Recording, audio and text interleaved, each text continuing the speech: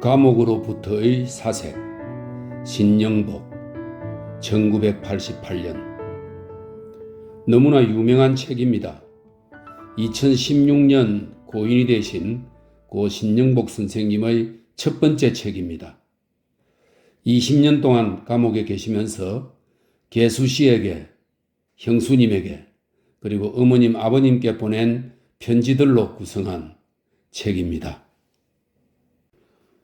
1976년 2월 11일 대전에서 어려운 관계. 수인들은 늘 벽을 만납니다. 통근길의 시민이 스토업을 만나듯 사슴이 엽사를 만나듯 수인들은 징역의 도처에서 늘 벽을 만나고 있습니다. 가련한 자유의 시간, 꿈속에서마저 벽을 만나고 마는 것입니다. 무수한 벽과 벽 사이, 운신도 어려운 각진 공간에서 우리는 부단히 사고의 벽을 헐고자 합니다. 생각의 지붕을 벗고자 합니다. 흉회 쇠락 광풍 세월. 그리하여 이었고 광야의 목소리를 달처럼 둥근 마음을 기르고 싶은 것입니다. 아버님 서안에 6년 내의 혹한이라고 하였습니다만 그런 추위를 실감치 않았으면 웬일일까? 심동의 빙한, 온기 한 점 없는 냉방에서 우리를 덮어준 것은 동료들의 체온이었습니다. 추운 사람들끼리 서로의 체온을 모으는 동안 우리는 냉방이 가르치는 벗의 의미를, 겨울이 가르치는 이웃의 체온을 조금씩 이해해 가는 것입니다. 이제 입춘도 지나고 머지않아 강물이 풀리고 따사로운 춘풍에 이른 꽃들이 필 무렵, 겨우내 우리의 몸속에 심어둔 이웃들의 체온이 송이송이 빛나는 꽃들로 피어날는지 인정은 꽃들의 웃음소리입니다. 구정 때 보낸 편지와 영치금 잘 받았습니다. 염려하는 사람이 한 사람 더 늘었다는 기쁨은 흡사 소년들의 그것처럼 친구들에게 자랑하고 싶고 보이고 싶고, 개수와 시숙의 사이가 어려운 관계라고들 하지만 그것은 우리 시대의 것은 아니라고 믿습니다. 현재로서는 물론 동생을 가운데 둔 관계이며 생활의 공유를 기초로 하지 않은, 또 그만큼 인간적 이해가 부족한 관계라는 사실을 없는 듯 덮어주자는 것은 아닙니다. 그러나 앞으로는 어차피 가족의 일원으로서 생활을 공유하지 않을 수 없다는 장래의 유대를 미리 가불하기도 하고, 또 편지를 쓰면 소식의 공유점 당장부터도 가능하다는 점에서 어려운 관계의 그 어려움이 차차 가시리라 생각합니다. 서로의 건투를 빕니다. 이 편지는 병원으로 보내려 합니다. 1976년 6월 2일 대전에서 여성과 일.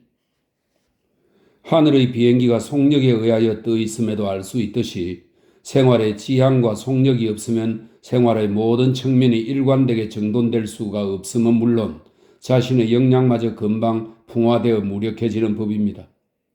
나는 개수씨의 편지를 읽고 문득 개수씨께서는 일을 갖는 편이 좋겠다고 생각하였습니다. 가정에도 물론 가사라는 이름의 상당한 일거리가 없지 않습니다. 그러나 그것은 대부분이 미화된 소비 행위일 뿐 능력과 가치를 창조하는 생산 그 자체와는 구별되는 것이라 믿습니다. 얼마 전에 읽어본 이재효 선생의 여성해방의 이론과 현실을 추천합니다. 이 책은 이 시대의 여성들이 무엇을 추구하고 있는가에 대하여 매우 신선한 시점을 제공해 주리라는 것을 의심치 않습니다. 1977년 10월 4일 대전에서 사과와 양말과 민담. 가게에 내놓은 사과 알의 색깔과 굵기로 가을의 심도를 측정하던 기억이 있습니다. 불빛의 어린 사과가 가게의 소반 위에서 가을과 함께 커가면 사과나무가 없는 출근길에 평소 걸음이 바쁘던 도회인들도 그나마 사과 한 알만큼의 가을을 얻기도 하였습니다. 이곳에는 물론 사과나무도 또 가게도 있을 리 없습니다. 가끔 적견물에서 들어오는 작고 파란 사과를 보다가 며칠 전 홍조 일색의 풍만한 구적의 사과 한 개를 받아들고 어느새 이만큼 다가선 가을에 놀라 부랴부랴 무슨 중추의 채비라도 서두르고 싶은 착각에 스스로 고소를 금치 못한 적이 있습니다. 이곳의 우리들에게는 여름과 겨울, 덥다와 춥다의 극지가 존재할 따름입니다. 가을은 제5의 계절, 다만 추위를 예고하는 길 바쁜 전령일 뿐 더불어 향유할 시간이 없습니다. 나는 사과를 문진 삼아 화선지 위에 올려놓고 사과와 먹, 적과 흑의 방향에 비적비흑, 청의의 심해를 기대어 봅니다. 개수씨께서 보낸 정육면체의 작은 소포 구름이는 주사위처럼 궁금했습니다. 양말 3켤레, 추석이었습니다. 먼저 손에다 신어보았습니다. 설빔 신발을 신고 연신 골목으로 나가고 싶던 예의 그 역마벽이 짜릿하게 동하여 옵니다. 나더러 역마살이 들었다는 친구들이 생각납니다. 역마살은 떠돌이 광대 넋이 들린 거라고도 하고 길신 씌운 거라고도 하지만 아직도 꿈을 버리지 않은 사람이 꿈 찾아 나서는 방랑이란 풀이를 나는 좋아합니다. 하늘 높이 바람찬 연을 띄워놓으면 얼레가 쉴 수 없는 법. 안그란 기실 꿈의 상실이기 쉬우며 오히려 방황의 인고 속에 상당한 분량의 꿈이 추구되고 있다고 생각합니다. 보헤미아의 맑은 수정은 멀고 먼 유랑이 키워낸 열매라고 믿습니다. 요즘은 민담 선집을 몇 권 구하여 읽고 있습니다. 민담은 어느 천재의 소작이 아니고 우리 민족이 오랜 역사를 통해 공동으로 만들어내고 공동으로 성락한 우리의 이야기입니다. 민담은 탕약 같고 숭늉 같고 당산나무 그늘 같습니다. TV를 끄고 꼬마들에게 들려주고 싶습니다. 잦은 편지에 드문 답장이 빛 같습니다. 금년 가을에도 월등한 수확을 빕니다. 1978년 8월 29일 대전에서 풀씨 하날. 우리 방의 창문턱에 개미가 물어다 놓았는지 풀씨 하날이 싹이 나더니 어느새 한 뼘도 넘는 키를 흔들며 우리들을 가르치고 있습니다. 전국 추추황 자모 연연백.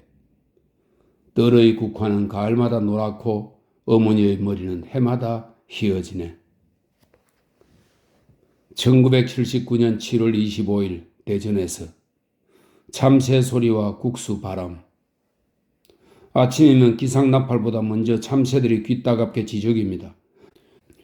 발 뒤꿈치를 들고 목을 뽑아 모처럼 바깥을 내다보려고 하는데 철창의 모기망에 갈갈이 찢어져 국수 가닥이 된 새벽 바람이 잠들게 내 얼굴에와 부딪혀 긴 머리칼이 됩니다. 참새는 참새를 불러 어느새 새떼가 되고 깊은 새벽 하늘을 다 차지한 듯 퍼덕이고 소리칩니다. 어른들을 깨우는 아이들의 새벽 보채입니다. 그간 걸음없이 보내준 돈 꼬박꼬박 받고 있습니다. 돈은 영치되고 내가 손에 받는 것은 대개 빈봉투지만 빈 봉투 속에도 참 많은 내용이 담겨 있음을 발견합니다. 오늘은 그 빈 봉투 속에서도 본 적이 있는 시, 아직 지식으로서 사물을 쓰려고 하지만 큰 사랑 하나는 거느리고 있는 이성부의 어머니가 된 여자는 알고 있나니 한 편을 적어보냅니다. 어머니 그리워지는 나이가 되면 저도 이미 어머니가 되어 있다.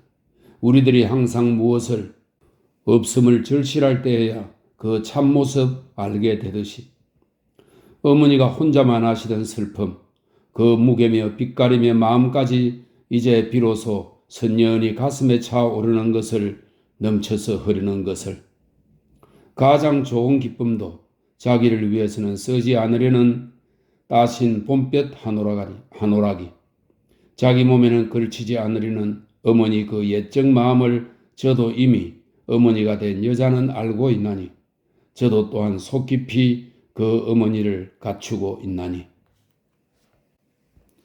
1980년 2월 27일 대전에서 꿈마저 진역살이. 꿈에 서방 만난 호르미가 이튿날 머리빗을 기력도 없이 뒤숭숭한 마음이 되듯이 교도소의 꿈은 자고 난 아침까지도 피로를 남겨놓는 꿈이 많습니다. 급히 가야겠는데 고무신 한 짝이 없어 애타게 잤다가 깬다든가, 거울을 들여다보면 거울마다 거기 모르는 얼굴이 버티고 섰다든가, 다른 사람들은 닭이나 오리, 염소, 사슴같이 얌전한 짐승들을 앞세우고 가는데 나만 유독 곱비도 없는 사자 한 마리를 끌고 가야 하는 난감한 입장에 놓이기도 하고, 교도소의 꿈은 대개 피곤한 아침을 남겨놓습니다. 뿐만 아니라 양집하는 시냇가를 두고 입방 시간에 늦을까봐 부랴부랴 교도소로 돌아오는 꿈이라든가, 징역살이 10년을 넘으면 꿈에도 교도소의 그 거대한 인력을 벗지 못하고 꿈마저 진역 사는가 봅니다. 우리는 먼저 꿈에서부터 출소해야 하는 이중의 벽 속에 있는 셈이 됩니다. 겨울밤 단 한 명의 거지가 떨고 있다고 할지라도 우리에겐 행복한 밤잠의 권리는 없다던 친구의 글귀를 생각합니다. 우리들의 불행이란 그 양의 대부분이 가까운 사람들의 아픔으로 이루어져 있는 것이라 믿습니다. 함께 계신 분들의 건강을 빕니다. 1980년 5월 19일 대전에서 한 송이 편지꽃이 부끄럽다. 물컵보다 조금 작은 비닐 화분에 떠온 편지꽃 한 포기를 얻어 작업장 창턱에 올려놓았습니다. 행복동의 영희가 최후의 시장에서 사온 줄 끊어진 기타를 치면서 머리에 꽂았던 편지꽃. 화단의 맨 앞줄에는 앉는 키 작고 별로 화려하지도 않는 꽃이지만 12시의 나비 날개가 조용히 열려 수평이 되듯이 편지꽃이 그 작은 꽃봉지를 열어 벌써 연함은 개째의 꽃을 피워내고 있습니다. 한 줌도 채 못 되는 흙 속의 어디에 그처럼 빛나는 꽃의 양식이 들어있는지, 흙 한 줌보다 훨씬 많은 것을 소유하고 있는 내가 과연 꽃 한 송이라도 피울 수 있는지 5월의 창가에서 나는 편지꽃이 부끄럽습니다. 1980년 8월 27일 대전에서 흙내 15척 옥담으로 둘린 교도소의 땅은 흔히들 좌절과 고뇌로 얼룩져서 화분에 담긴 흙처럼 흙내가 없다고 합니다. 이번 여름 괴연히 쏟아지는 빗소리를 듣다가 문득 창문 가득히 물씬 풍기는 흙내에 깜짝 놀랐습니다. 2층에서 보는 빗줄기는 더욱 세차고 길어서 장대같이 땅에 박혔고 창문 가득한 흙내는 그 장대 빗줄기 타고 오르는 맑은 날 문개구름 데리고 솟아오른 흙내였습니다. 지심의 깊음에 비하면 얼룩진 땅 한 켜야 종이 한 장 두께도 못 되는 것이었습니다. 아이들은 뱀을 죽이면 반드시 나무에 걸어두었습니다. 흙내를 맡으면 다시 살아나서 밤중에 이불 속으로 찾아온다고 믿었기 때문이었습니다. 흙내는 그런 것이었습니다. 서울의 흙에 실망하는 사람이 있습니까? 아스팔트와 콘크리트 밑에서도 서울의 흙은 필시 차가운 지하수를 가슴에 안고 생생히 살아서 숨쉬고 있음에 틀림없습니다. 귀뚜라미가 방에 들어왔습니다. 1980년 10월 10일 대전에서 신 한켤레의 토지에 서서 빠삐오는 이곳에 사는 사람들에게도 그리 낯선 이름은 아닙니다. 엊그제는 서너 사람의 묽은 기억을 뒤적여 대강 그 영화의 줄거리를 읽어보고는 선성도 못 되는 터수에 화두 하나 얻은 듯 가을밤 생각은 길어 이곳 수인들의 후진 인생들을 떠올려 보았습니다. 에스키모인들의 옷을 벗을 수 있는 자유를 자유라 부르지 않는다면 내밀한 집념이 각각 다른 외피를 입었을 뿐 이곳 역시 수많은 빠삐오의 현장이라 생각됩니다. 추유황색, 들국화가 겨울 옷 매무새를 재배하느라 금빛 단추를 연민다던 고인들의 추정은 묵향바랜 10편에만 남았을 뿐 농약과 화학비료에 얼룩진 들판에 허수아비는 비닐옷을 입어 풍물을 근심 않는다든가 가까이 국화 한 송이 없어도 가을은 다마 높은 하늘 하나만으로도 일상의 비좁은 생각의 궤적을 일탈하여 창공 높은 곳에서 자신의 주소를 조감하게 되는 계절입니다. 사과장수는 사과나무가 아니면서 사과를 팔고 정직하지 않은 사람이 정직한 말을 파는 세로에서 발과 묘월, 강물을 헤쳐서 딸을 찾고 우산을 먼저 보고 비를 나중 보는 어리석음이 부끄러워지는 계절. 남들의 세상에 새들어 살듯 낮게 살아온 사람들 틈사군이 신발 한 켤레의 토지에 서서 가을이면 먼저 어리석은 지혜의 껍질들을 낙엽처럼 떨고 싶습니다. 군자의 여향, 종소리처럼 묻는 말이나 대답하며 빈몸으로 서고 싶습니다. 1980년 11월 10일 대전에서 차라리 질긴 슬픔. 우리가 사는 24, 26방은 오가는 사람이 많습니다. 오늘도 만기자 한 사람이 떠나갔습니다. 건강하시오. 성공하시오. 다시는 이곳에서 만나지 맙시다. 우리는 이런 말로 간단히 헤어집니다. 집도 절도 없이 객지로 타관 살러 가듯 떠나는 사람. 내일 저녁은 치마 걸린 온돌방에서 잘 사람. 한 손엔 식기 3개, 또 한 손엔 징역 보따리 달랑하게 들고 어느 날 저녁 갑자기 전방 가는 사람과 헤어지기도 하고 전방 간 사람과 비슷한 세간을 들고 죄진 사람처럼 머뭇거리며 전방 오는 사람을 맞기도 합니다. 닫힌 방은 떠나고 새로 드는 사람들로 하여 잠시 열리는 공간이 됩니다. 빈약한 동거의 어느 어중간한 중도막에서 바깥 사람이라면 별리의 정한이 자리했을 빈터에 나는 그에게 무엇이었던가? 우리는 서로 어떠한 관계를 뜨개질 해왔던가? 하는 담담한 자성의 물음을 간추리게 됩니다. 슬픔의 커진 눈으로, 궁핍의 솟은 어깨로, 때로는 욕탐의 적나라함으로, 때로는 멀쩡하게 발톱 숨긴 저희로 한몸 인생이 무거워 짐 추스리며 몸 부대끼며 살아온 이 팔레트 위의 우연 같은 홍거 속에서 우리는 서로에게 과연 무엇이 되어서 헤어지는지, 숱한 사연과 곡줄로 점철된 내밀한 인생을 모른 채 단 하나의 상처에만 렌즈를 고정하여 줄곧 국부만을 확대하는 춘화적 발상이 의안처럼 우리를 왜곡하지만 수많은 봉배를 담담히 겪고는 동안 우리는 각자의 인생에서 파낸 한 덩이 묵직한 체험을 함께 나누는 견실함을 신뢰하며 우리 시대의 아픔을 일찍 깨닫게 해주는 지혜로운 곳에 사는 행복함을 감사하며 세상의 슬픔에 자기의 슬픔 하나를 더 보태기보다는 자기의 슬픔을 타인들의 수많은 비참함의 한 조각으로 생각하는 겸허함을 배우려 합니다. 다시 만나지 말자며 묵은 사람이 떠나고 나면 자기의 인생에서 파낸 한 덩이 체험을 등에 지고 새 사람이 문 열고 들어옵니다. 나의 친구들이 죽어서 나는 다른 친구를 사귀었노라. 용서를 바란다. 모블랑의 시는 차라리 질긴 슬픔입니다. 벌써 11월 중순, 바람과 함께 창옆에 서면 저만치 높은 전신주가 겨울을 부르고 있습니다. 1980년 12월 16일 대전에서 밤의 긴 터널 속에서 기상시간 전에 옆사람 깨우지 않도록 조용히 몸을 뽑아 벽 기대어 앉으면 서늘한 벽의 냉기가 나를 깨우기 시작합니다.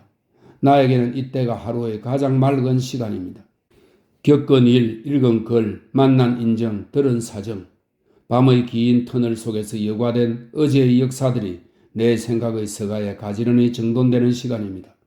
금년도 며칠만 남지 않은 오늘 새벽은 눈 뒤끝의 매운 바람이 세월의 아픈 채찍이 그리고 부록의 나이가 준엄한 음성으로 나의 현재를 묻습니다. 손가락을 베이면 그 상처의 통증으로 하여 다친 손가락이 각성되고 보호된다는 그 아픔의 참뜻을 모르지 않으면서 성급한 충동보다는 한 번의 용맹보다는 결과로서 수용되는 지혜보다는 면면한 기도가 매일매일의 약속이 과정에 늘린 우직한 아픔이 우리의 깊은 내면을 우리의 높은 정신을 이룩하는 것임을 모르지 않으면서도 스스로 충동에 능하고 우연에 승하고 아픔에 겨워하며 매양 매듭고 온 손 수월한 안거에 연연한 채 한 마리 미운 오리 새끼로 자신을 한정해 오지는 않았는지, 하처 추풍지 고객 최선문, 가을 바람은 가을 나그네가 가장 먼저 듣는 법, 세모의 이 맑은 시간에 나는 내가 가장 먼저 깨달을 수 있는 생각에 정일하려고 합니다. 겨울을 춥게 사는 사람들의 이야기는 자신을 비극의 복판에 두기를 좋아하는 우리의 오만을 찌르는 글이었습니다. 화용이 민용이는 시골 아이같이 튼튼해 보입니다. 새해에는 여러 사람과 나누어야 할 만큼 큰 기쁨이 있기를 빌면서 하정에 대신합니다. 1980년 세모의 대전에서 침묵과 요설. 교도소의 문화는 우선 침묵의 문화입니다. 마음을 열지 않고 과거를 열지 않고 그리고 입마저 열지 않는 침묵과 외부와의 거대한 벽이 사람과 사람의 사이를 쓸쓸히 차단하고 있습니다. 두드려도 응답 없는 침통한 침묵이 15척 높은 울이 되어 그런 대로 최소한의 자기를 감수해가고 있습니다. 교도소의 문화는 또한 요설의 문화입니다. 요설은 청중을 미아로 만드는 과장과 허구와 환상의 숲입니다. 그 울창한 요설의 숲속에 누가 살고 있는지 좀처럼 알 수 없습니다. 숲속에 흔히 짐승들이 사람을 피해 숨어 살듯이 장광스런 부끄러운 자신을 숨기는 은신처이기도 합니다. 침묵과 요설은 정반대의 외모를 하고 있으면서도 똑같이 그 속의 우리를 한없이 피곤하게 하는 소외의 문화입니다. 나는 이러한 교도소의 문화 속에서 적지 않은 연호를 살아오면서 내가 만나는 사람들의 침묵을 열고 요소를 걷어낼 수 있는 제3의 문화를 고집하고 있는 많지 않은 사람 속에 서고자 해왔습니다. 불신과 허구, 환상과 과장, 돌과 바람, 이 황량한 교도소의 문화는 그 바닥에 짙은 슬픔을 깔고 있기 때문이며 슬픔은 그것을 땅속에 묻는다 할지라도 썩지 않는 고무신, 자라는 돌이 되어 오래오래 엉겨붙는 아픔으로 남기 때문입니다. 제3의 문화는 침묵과 요술의 어중간에 위치하는 것이 아니라 믿습니다. 버리고 싶은 마음, 잊고 싶은 마음을 정갈히 씻어 볕에 넣는 자기 완성의 힘든 길 위의 어디쯤에 있는 것이라 생각됩니다. 한 해가 저물어 가고 있습니다. 크리스마스와 새해, 무슨 이름 있는 날이 되면 징역을 처음 살거나 바깥에 가족을 둔 애틋한 마음과 징역을 오래 살아 메마르고 비정해진 마음이 서로를 이해하지 못해 잠시 의아하게 상대편을 바라보다가 이내 상대의 마음을 배우게 됩니다. 한 해 동안 보내주신 예수님의 수고에 대한 감사를 이 구석에 써둡니다. 1981년 1월 31일 대전에서 불꽃. 소한 대한 다 지났는데도 여전히 추운 겨울입니다. 서와반 작업장에 19공탄 난로 하나 피웠습니다. 나한테 묻는다면 겨울의 가장 아름다운 색깔은 불빛이라 하겠습니다. 새까만 연탄 구멍 저쪽의 아득한 곳에서부터 초롱초롱 눈을 뜨고 세차게 살아오르는 주홍의 불빛은 가히 겨울의 꽃이고 심동의 평화입니다. 천년도 더묵은 검은 침묵을 깨뜨리고 서슬 푸른 불꽃을 불럭이며 뜨겁게 불타오르는 한겨울의 연탄불은 주위에 곧은 손을 불러 모으고 주전자에 물을 끓이고 젖은 양말을 말리고 그리고 이따금 겨울 창문을 열게 합니다. 불은 풍요하고 소진되지 않는다. 새로운 화덕에 불을 피우기 위하여 이웃집들이 불을 빌려갈 때에도 불은 꺼지지 않는 법이다. 애니우스의 불의 송사와는 달리 아침에 불씨 얻기가 힘듭니다. 간에 무고하리라 믿습니다. 1981년 4월 6일 대전에서 악수. 미루나무의 까치도 집지어 조용히 알을 품었습니다. 더는 추위가 없겠지요. 봄인사를 뒤로 미루어 얻은 우리도 이제는 무사히 겨울을 지낸 안도를 나눕니다. 우리는 악수하는 대신에 상대방의 오른손과 나의 왼손을 또는 반대로 상대방의 왼손과 나의 바른손을 잡는 좀 독특한 악수를 곧잘 나눕니다. 악수의 흔한 형식을 파괴함으로써 우리들의 마음을 악수하는 다른 그릇에 담고 싶어 하기 때문입니다. 어떤 때는 우리의 할머니나 어머니들이 오래전부터 해왔듯이 아예 상대방의 손이나 팔을 만져보기도 합니다. 몸 성함의, 무사함의 원시적 확인입니다. 내게도 물론 보통의 악수를 나누는 사람과 그런 악수로는 어딘가 미흡한 사람의 다소 어렴풋한 구별이 없지 않습니다. 금년 겨울에 혹한을 실감케 해준 신전 차량이 쓴 알래스카 이야기에도 극치의 에스키모인들이 그 모진 자연과 싸우는 동안에 만들어낸 독특한 문명들, 야만이라 비칭되기도 하는 그 문명들이 소상하게 묘사되고 있습니다. 사람은 누구나 몸에 맞는 옷이 편한 법, 나도 오랜 진역살이에 뜸이 들어 이젠 이곳의 문명들이 마음 편한가 봅니다. 동생 다녀간 편에 소식 잘 들었습니다. 징역 사는 형에게 무언가 더 해주어야 되지 않을까 걱정하지 않도록 부탁드립니다. 1981년 4월 27일 대전에서 속을 비운 그릇처럼. 인생살이도 그러하겠지만 더욱이 징역살이는 언제든지 떠날 수 있는 단촐한 차림으로 살아야겠다고 생각하였습니다. 그러나 막상 이번 전방 때는 버려도 아까울 것 하나 없는 자질구레한 짐들로 하여 상당히 무거운 이삿짐을 날라야 했습니다. 입방 시간에 쫓기며 무거운 짐을 어깨로 메고 걸어가면서 나는 나를 짓누르는 또 한 덩어리의 육중한 생각을 짐지지 않을 수 없었습니다.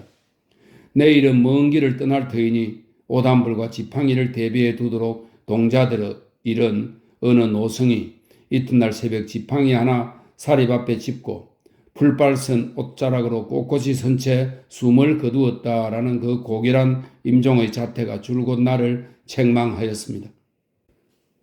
섭격담 등 절풍모구, 남학신의 우산 한 자루로 바람길에 머리 씻고 빗물로 감던 옛 사람들의 미련없는 속탈은 감히 신용할 수 없는 것이라 하더라도 10여 년 징역을 살고도 아직 빈몸을 두려워하고 있었던 것은 아니었을까.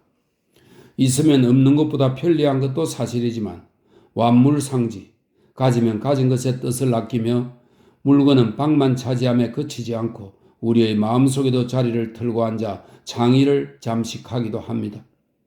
이기를 생각한다기보다 필요 그 자체를 무한정 생산해내고 있는 현실 속에서는 오연히 자기를 다스려 나가기도 쉽지 않음을 알 수 있습니다.